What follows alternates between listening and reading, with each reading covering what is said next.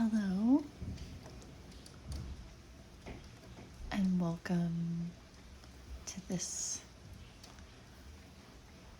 tingly, tiny video. I have with me some very yummy things to show you tonight,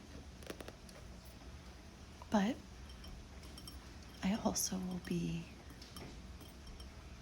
tasting some very yummy things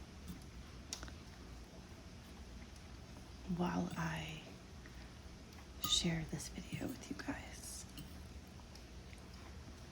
So, I've been in a very depressive episode for the past week.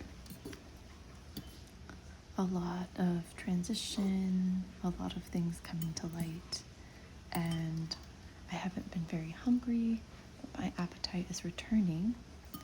So I hope you won't mind as I take some bites throughout to nourish myself.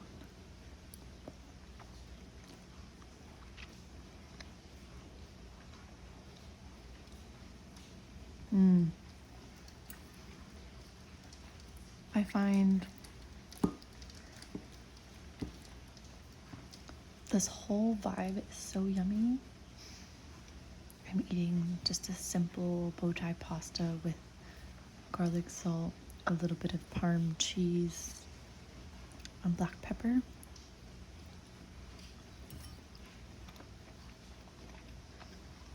It's something that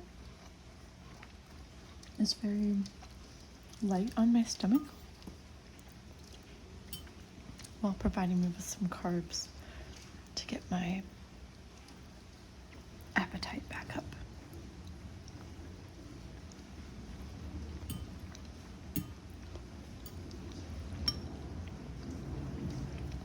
Also, if you can hear, it's raining, which we know is my favorite.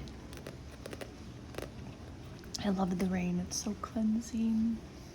It's so moody.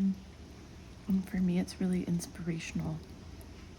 Makes me want to cozy up inside and write you guys all the books and make all the videos.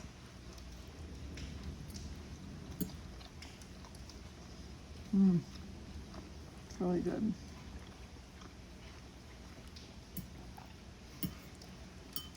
So, other than my appetite and the rain helping after this depressive episode where I just really overdone it and overgave and allowed myself rest, I woke up very similarly to when I wrote my book. The idea for my first book came right after a depressive episode. So, other than eating something that's really tasty, having the window open as it rains, should we open the window more?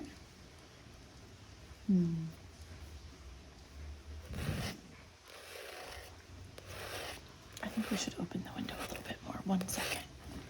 And then we'll get to this.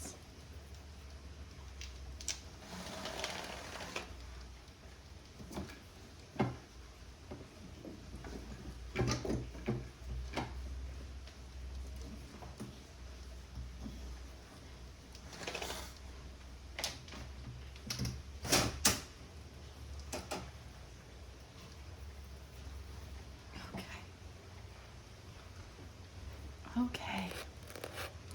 Ooh, there's a little bit of a chill with the rain. I love that. So,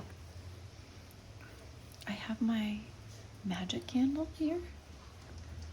If you were in attendance at the Minx and Muse in Austin, Texas workshop for a magical new year that I hosted with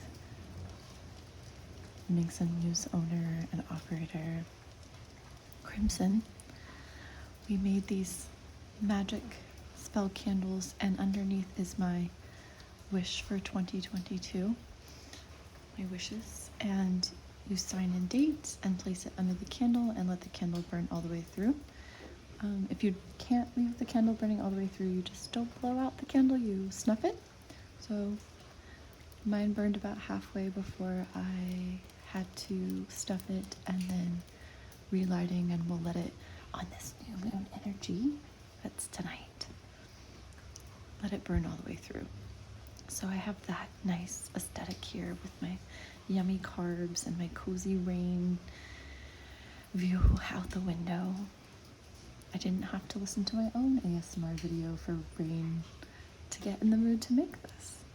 And then I have, anytime I do anything, my selenite wand is always near me, cleansing my phone or my computer energy.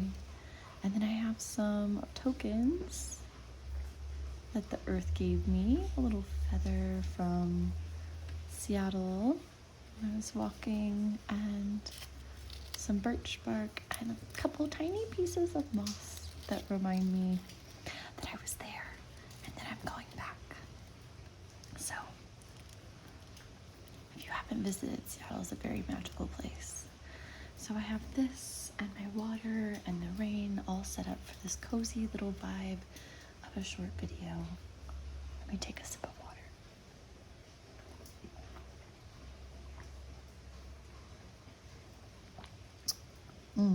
I love lemon water. Just adds a little something, you know? Okay. So, I have with me what I wanted to show you is all my journals. If you watched the first YouTube video, you remember that I really like these bullet journals. And the first one, the pink one, is my journal. So I journal in this every morning. I put some manifestation things, but it's really my stream of consciousness journal where I go back and I see patterns and I find out if they're serving me or not, and where I work out what my feelings or thoughts are on anything that might be coming up, to where I can then EFT tap or do further healing or love with myself or celebration. So that's the first journal, and it's just a line journal. That's all it is. And then the second one, because December and January have been super transitional and transformative, I am the transformation goddess. I haven't used the physical calendar as much, but this is my physical calendar for the month, daily vibes, to-dos, etc. So those are the Bonsky ones. Now, this journal that looks very battered is my shadow journal. And as you'll see, there's nothing in it right now because I take very, very good care of my emotional energy to not let any of the pages linger longer than a full moon cycle. So a shadow journal is where anything that's a trigger or that upsets you, you write in this journal. And it's very good to keep energetically your gratitude separate. Now there are things that I'll notice that are triggers that come up in this one, but I transfer to writing the more authentic, angry, bitter, judgmental, any of the quote-unquote negative energies into this one. And you can see as I tear out the pages, sometimes forcefully, and do a cleansing ritual, whether tearing them up and flushing the pages or burning them, depending on where I'm at. Sometimes this one takes a little bit of a beating, but there are still pages left in it, and so I'm using it to its fullest. And after this Mercury and Venus retrograde, to be honest, it might get completely used up. Okay, so those are the three of my journals. Take another bite. Do you like pasta? I really like pasta. I don't eat it all the time though. Especially if it's with bleached flour.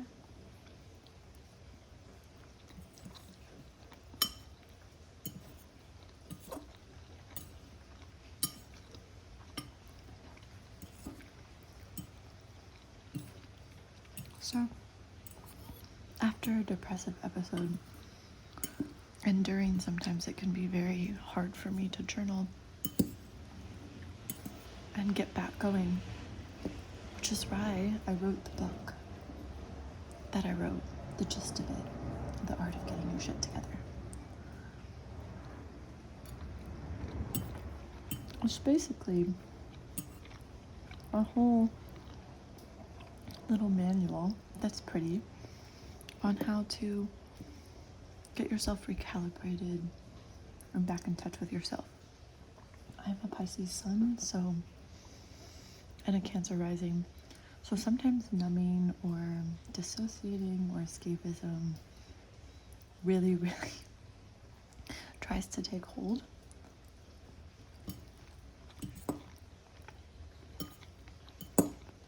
But I don't use it as an excuse. It's something I'm aware of. So I allow myself certain escapes, like planned travels,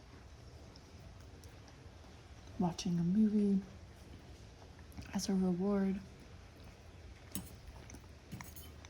But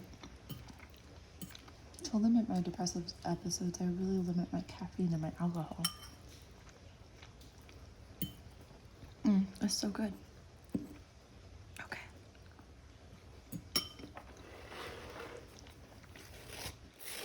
So,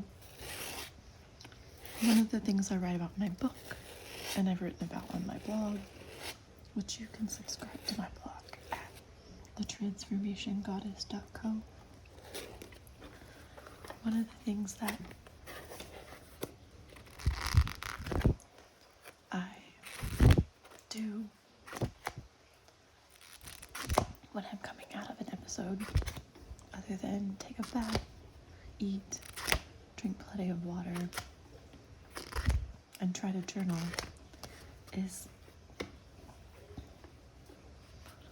I go back to the basics of scheduling and time management. Many of us go right back into the struggles and the really just running ourselves ragged after an episode or after downtime because we feel guilty that we took time off to rest, as if resting is bad. This is something I've reprogrammed in my mind. So I wanted to show you on a brand new page in this notebook, just a little sketch pad that Tim Delaney of Hearing Colors, who is recording my book's audio version, gave me. He knows I like notebooks and paper. So he had this somewhat old one where the pages look kind of rustic that he gave me. And I want to show you a basic trick on getting at yourself back into productivity, but in a gentle and compassionate manner.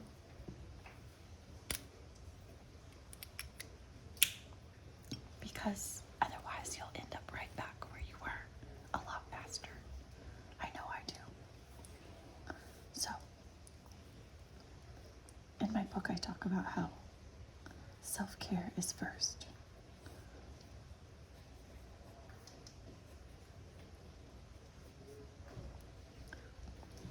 That's where the eating and all these drinking water, taking a bath comes in.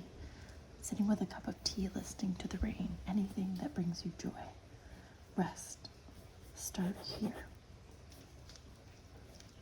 And then, once you're feeling a little better, you can ease into your to-do list, ease into things. But obviously something you are doing is triggering something in you that says that this isn't fair. You need more rest. You need to be giving to yourself more. You need more of something. So the second thing to do is analyze, take inventory. So this means look at where you really do like how your life is going. So what is working? And then what you don't like that's going on in your life. So what isn't working for you?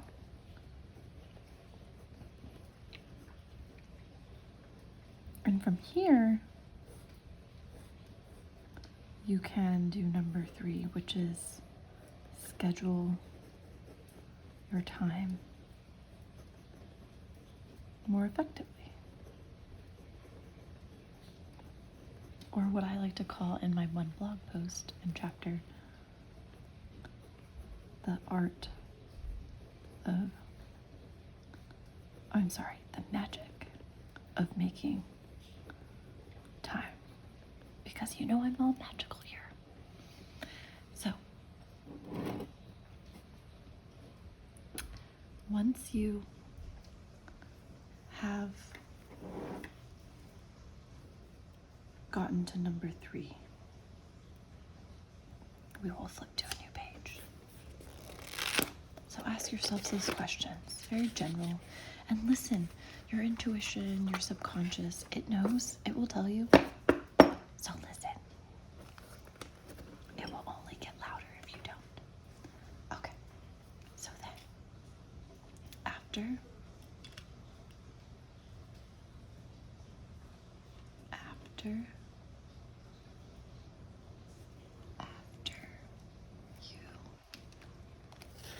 get to item number 3, when you're ready for scheduling. Oh, let me take a sip of water.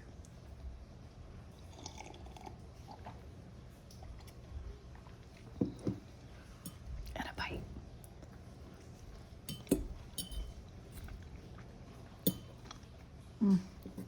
So good. Okay, 2 bites. Okay. Once we get here, then this is the magic of making time. How many hours are in a day? 24. How many hours in a week? Well, that's 24 times 7. 7 times 4 is 28. 7 times 2 is 14, plus 2 is 16.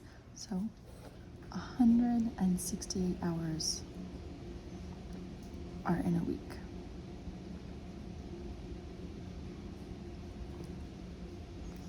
Okay. Now, if you have 168 hours in a week, and there's roughly 4 weeks in a month,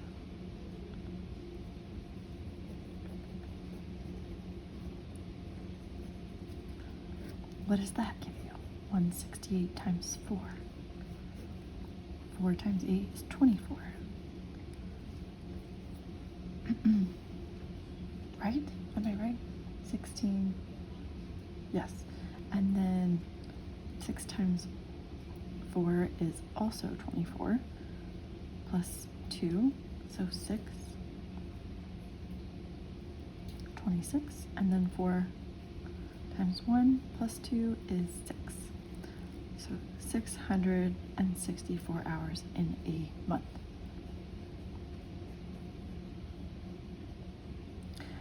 Now, if this stresses you out to go in a month, that's fine. Don't go to a month. Go to a day. Or if you can go more than a day, go to a week. Right now, I'm operating somewhere between 1 day and a week on scheduling after this episode. So just remind yourself of these numbers: 24, 168, and 664. And then what you do is you categorize. Let's flip to a new page. So, categorizing is for the things that you know you must do. So, if you work 9 to 5, you know Monday through Friday you have to be there so many hours. You know that schedule.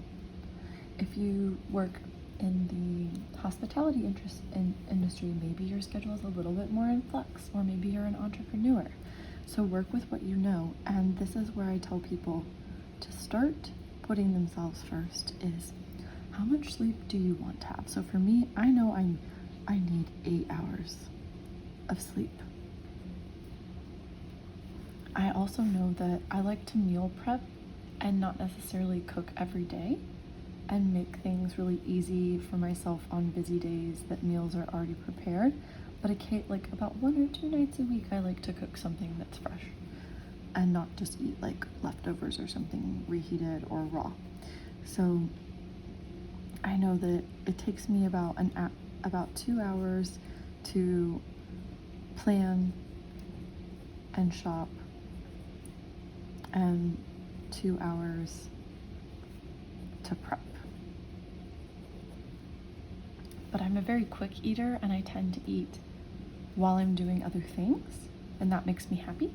So for actual eating time, I only usually put in the 2 hours where I maybe made a nice meal to sit down and relax, and usually that covers 4 meals for about 30 minutes, or if I go out with someone, an hour. So that's 2 hours. So basically 6 hours for nutrition, and that's what I would say is per week. You get the idea? So those are like the non-negotiables. And then the other non-negotiables that I really tell people to set themselves up for, besides sleep and nutrition, are your activity and your morning ritual.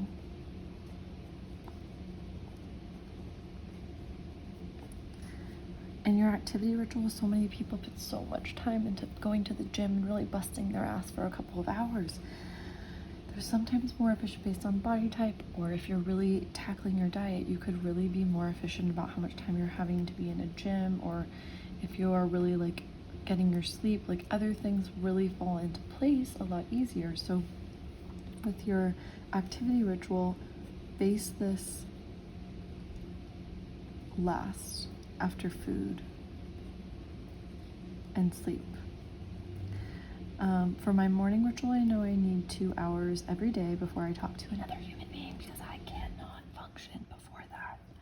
If I do function before that, before I've journaled, before I've had my water, my tea, even at the very minimum, if it's just like 30 minutes of an intentional time, I get very bitter very quickly. I need that time. So I need 2 hours for a morning ritual, and then my genius time is also non-negotiable. So you see, I'm categorizing the non-negotiables. You categorize those and you let everything else fall into place. So for me, if you'll notice, work hasn't even popped in yet, because I'm a projector, I'm a Pisces, my self-care, all of these other things are more important than my productivity, because my productivity won't happen without these. So genius time is anything I want it to be, which is, usually about 2 hours, and it's usually between 2 and 4 I found is the right time of day, but this is after much research. So plan your activity ritual after, and start with 20 minutes a day. Even if it means you dance to 4 different songs that are 5 minutes long, or 5 songs that are 4 minutes long, or 6 songs that are 18-ish or 3-ish minutes long in the morning or throughout your day, that's 20 minutes of exercise, dance. Or you just do 5 minutes of lifting different weights, and then 10 minutes on a break at work, you actually do like squats. I used to do squats in the bathroom when I was a paralegal, and I would do them every time I went to the bathroom.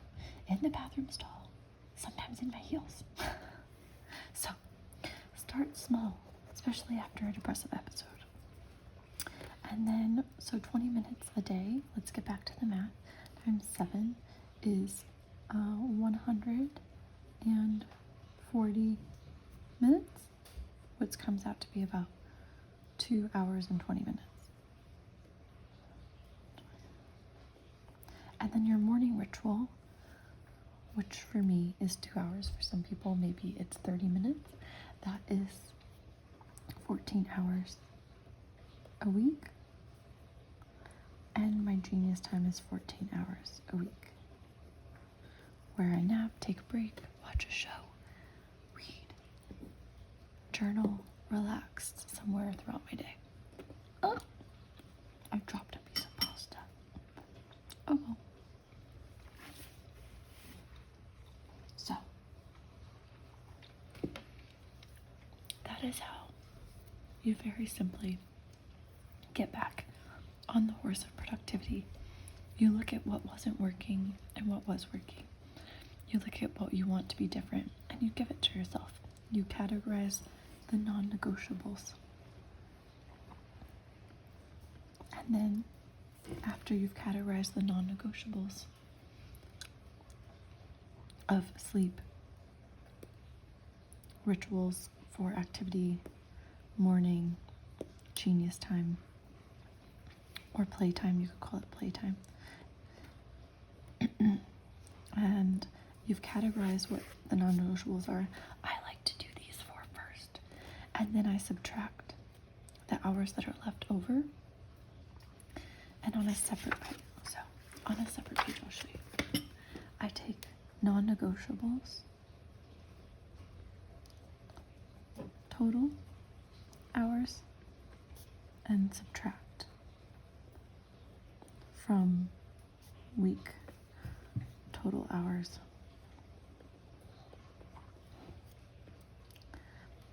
That's the first step. The second step is I list projects I'm working on, clients, which for most people you might have the 9 to 5 and you've already done that in your non-negotiable, and subtract those hours. And then you also make time for fun, right? Fun, subtract those hours.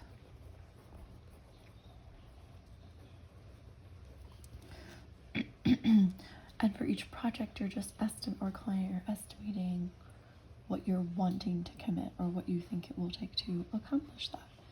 And then subtract all of these.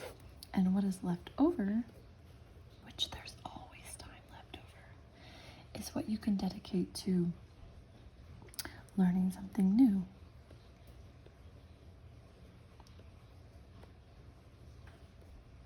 Being and doing nothing.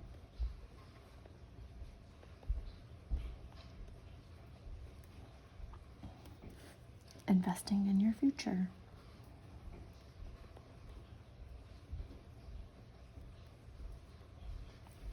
So that's kind of how I get back on track with my rituals, is I just take inventory of what was working, what wasn't, what was out of balance.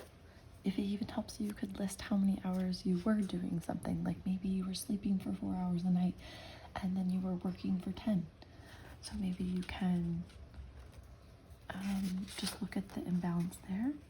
And the other things you can do from that point on, after you've kind of mapped out your schedule, is put in the non-negotiable times, right? Put in things that have a schedule. A scheduled time. Or another thing you can do is keep a daily journal of what you do and when. especially if it feels too overwhelming right now to map out what your week could look like. You feel tired, you feel still out of balance, and you know it's out of balance, but you're struggling to get yourself back in. Do this. Just skip to this. Keep a daily journal for a week and see where you're spending your time and what order you're doing it, and then come back to that step that says what worked and what didn't, what made you happy and what didn't. Okay? I love you so much. Don't forget to like, subscribe, share, and tag me if this video was helpful.